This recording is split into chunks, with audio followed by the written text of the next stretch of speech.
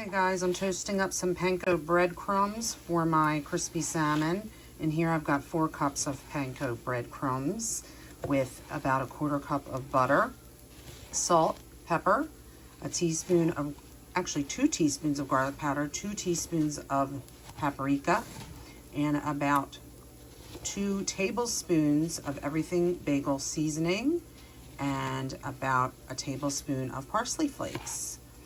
And I'm going to use this to coat my salmon. It's going to be nice and crispy, and it's already brown. Okay guys, I've got my browned, it's Panko, garlic powder, paprika, everything bagel seasoning, parsley flakes, salt and pepper. With butter, like I said, I browned it up in a pan, and I'm ready to coat my salmon.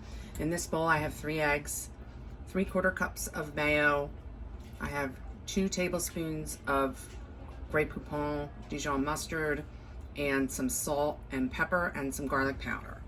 I dried off my salmon and I'm ready to dunk. We're gonna go this way, this way, this way to the sheet pan.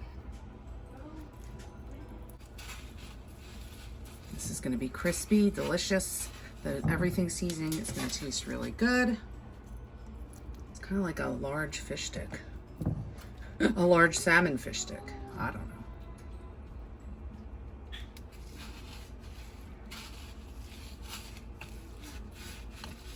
It sounds like cornflakes.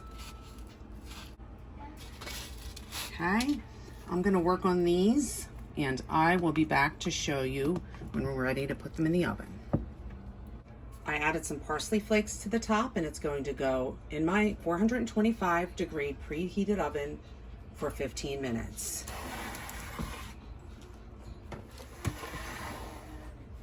And here it is done.